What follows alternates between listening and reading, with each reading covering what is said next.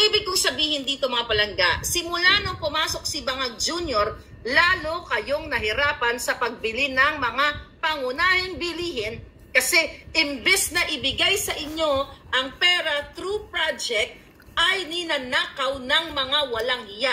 At ito ang nakikita ni Inday Sara, malamang sa malamang na hindi niya kayang sikmurain ang ginagawa ng Bangag Jr.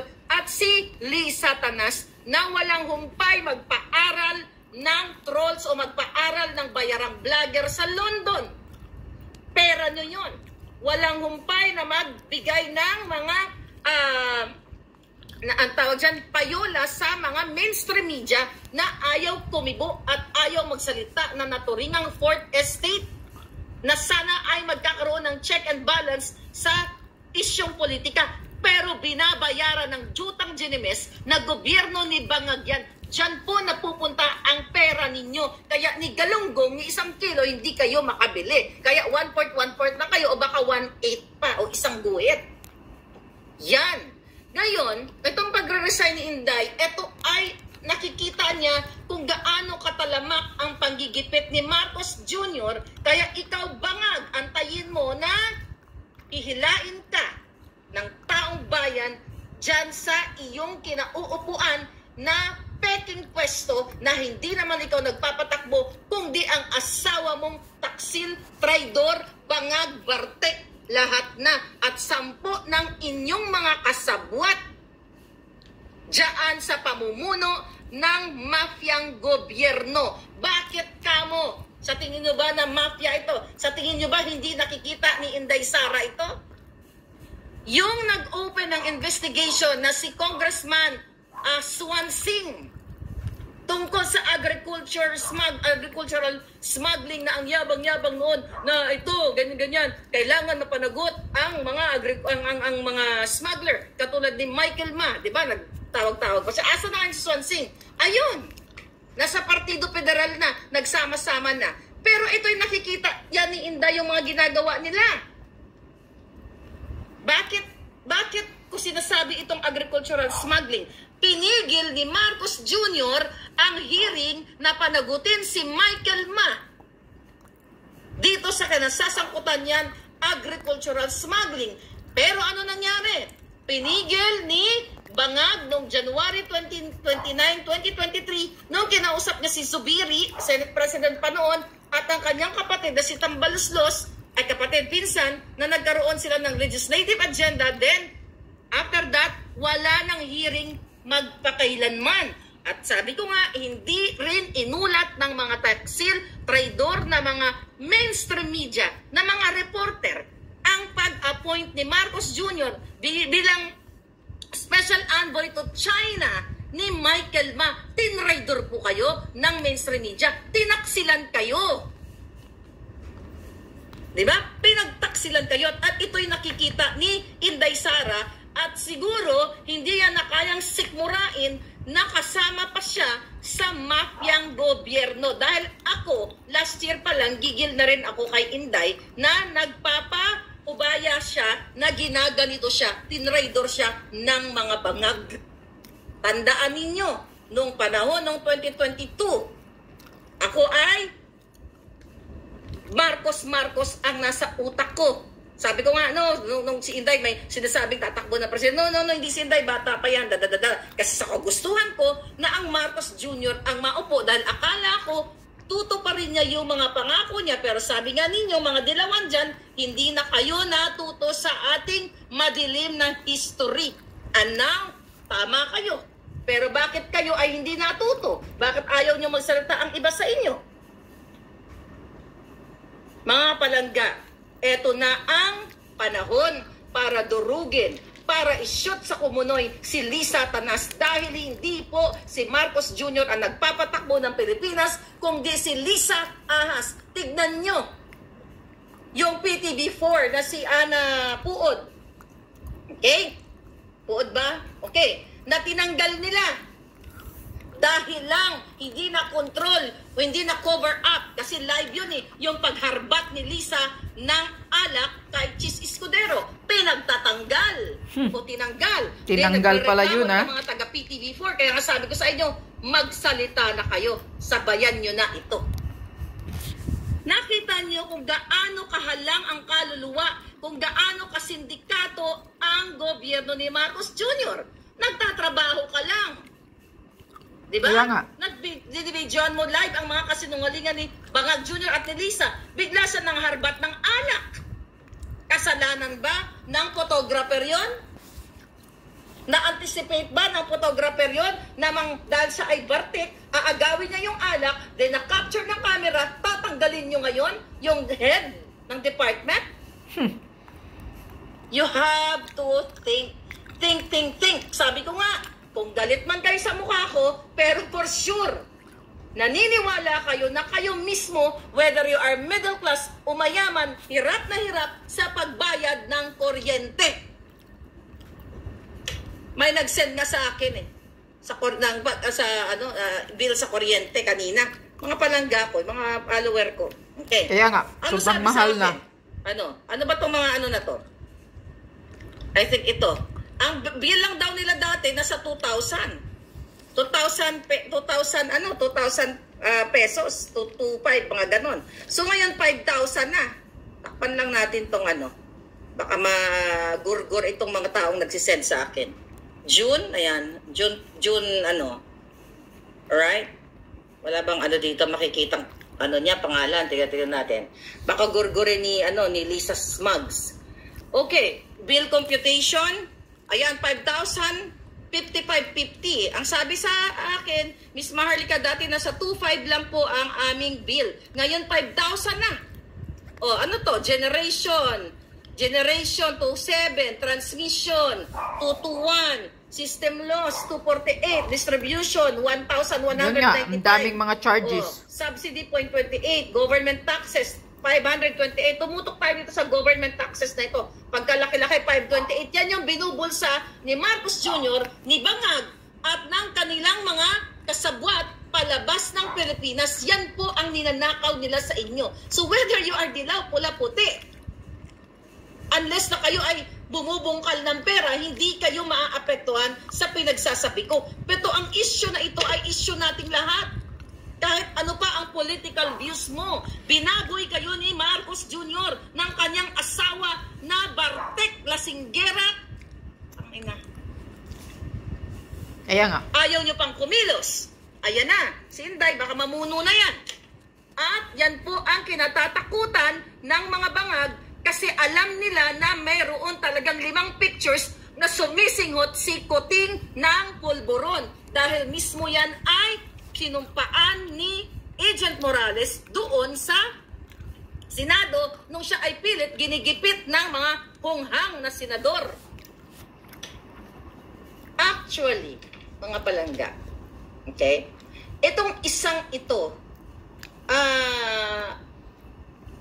actually, mahirap kasi magsalita, ayoko sila pangunahan yung tungkol sa Pulburon video. Okay? Yung may hawak nito, well, sige. Hold nyo lang. Hayaan ko na sila muna. Baka ano pa masabi ko dito. But ganun pa man, natatakot na ito si Bangag. Dahil wala na siyang ka-unit team na malakas na binoto, totoong binoto ng 32 million na botante. Dahil si Marcos, hindi naman siya binoto ng 32 million dahil yan paulit-ulit na sinasabi ni Attorney Glenn Chong na nakipagsabwatan si Lisa Araneta Marcos sa Smartmatic para dagdagan ang boto ni Marcos Jr. Tignan ninyo. Ilang beses nagdadadakdak si Attorney Glenn Chong, nagsasalita sa maisog dito sa live namin na si Lisa at Marcos Jr. ay dinistrongkar, nakipagsabwatan sa Smartmatic. Ni isa ba mayroong binanggit o nagpaliwanag si Lisa Tanas? Never. Pero sa pangaagaw niya ng alak, nagbigay siya ng statement at nagsinungaling pa doon na nag-usap daw sila, di ba? Alam niyo na yung conversation, 10-minute conversation, pero kitang-kita niyo naman yung ngangabel siya, walang isang word na namutawi doon. So, again, kahit anong political views mo, hindi ka naman siguro mangmang, o syunga, o bulag, na niloloko ka na ni Lisa Araneta Marcos Bartek. Niloloko ka, pinapaniwala ka na merong conversation between her and Chis Escudero, pero wala. Nakita ninyo, blatant lie. Harap-harapang kasinungalingan ang ginagawa sa lahat ng mamamayang Pilipino. Kaya nakikita din niya ni Inday, kaya I believe, nag-decide siya na tama na ang pakikipag-plastikan dito sa mga bangag. Correct. Ano ba ang achievement ni Marcos Jr.? Nagpaliwanag ba sila? Nagpaliwanag ba si Marcos Jr. sa inyo na kung magkano ang nagastos niya sa travel expenses nila? Saan ang transparency and accountability? Last year, tinanong siya. Hindi ko alam kung si Sas ba ang nagtanong dyan during yung pinapunta sila doon sa Malacanang tungkol sa expenses ni Marcos Jr. Ang sabi, ilalabas daw nila. Anong petsa niya? Wala pa rin silang inilalabas kung magkano ang expenses niya labas at palabas-masok sa bansa. Yang gastos na yan, mga kababayan, ilang beses natin ibinlag. Sinasama nila ang buong barangay. When I say buong barangay, kamag-anak, kabit, ninong, ninang, inaanak, lahat. At your expense. Taxpayers' money.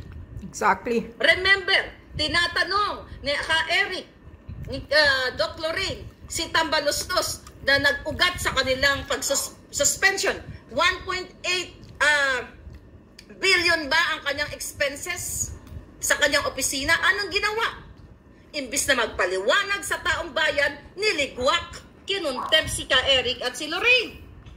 At the next move ay sinuspend at nakipagsabwatan dyan ang mga kongresistang kasabwat nila.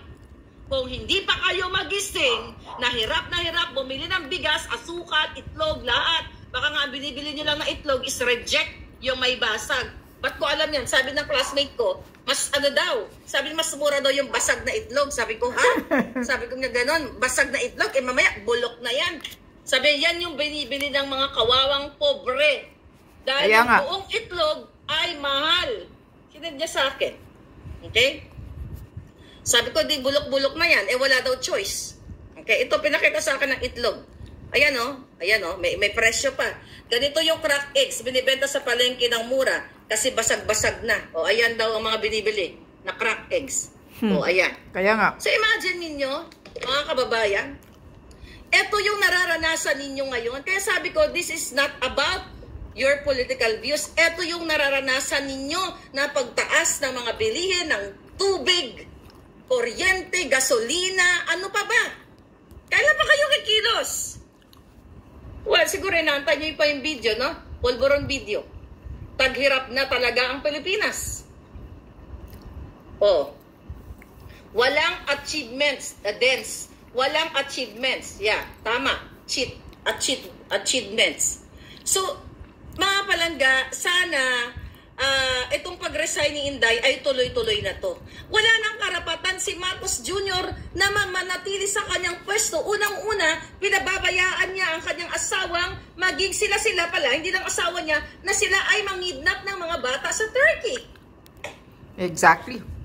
Hindi pa ba sapat yung video at mga iyakan ng mga batang pinlay ko sa inyo? Kulang pa o gusto nyo pa, kailangan gurgurin kayo lahat bago kayo magsalita. Recently, may nasaktan na may nasaktan sa South China Sea na kesyo, binuli ng China. O bakit hindi kayo pumunta? Di ba sabi ni Kuting, kapag may nasaktan lang na isa dyan, yun na, tuloy-tuloy na. Ay bakit hindi sila pumunta doon? At makipagbartikan o yun na makipagsinghutan ng nuk-nuk. Nilalagay po kayo sa kadiliman. Ibabala po kayo sa giyera. Dadanak po ang inyong mga dugo, ang inyong mga anak. Kawawa yan, ang mga babies, lahat kayo, mga elderly, kayo po ang unang biktima nitong gera na gustong ilatag kayo ni Lisa at ni Marcos Jr. Wala po silang pakialam. Pag nagsiklab na ang kaguluhan, sila po ay protektado at ang pamilya nila lilipad na lang sa ibang bansa o kung saan man dahil sila ay may pera. Sabi ko nga, kayo nga walang passport. Wala Correct. nga kayo pambiling bigas, pang passport pa. Huwag niyong hayaan na itong bangag na gobyernong ito ay magsona pa sa July 22. Nasa mga kamay ninyo. And I hope yung camp ni Inday ay kayo na ang mag-showing niyang dapat niyong i-showing. You know that? Correct. Bago pa ako nakaalam. Alam niyo yan? Dapat kumilos na. Di ba? Anong gagawin niyo? Mga palangga. Ngayon, ang mga trolls daw tuwang-tuwa. Okay? Tuwang-tuwa, di ba? Pero kasi hindi sila gumagamit ng utak. Kaya matuwa sila. Abangan lang nila. Abangan lang hagupit ng 32 million na bumoto kay Sara. Dahil walang 32 million na bumoto kay Marcos Jr. Yan ang maliwanag nasa affidavit ni Attorney Glenchong at araw-araw ay oras-oras halos nandyan sa YouTube, nagdadaldal kami dyan, mga palangga. Lahat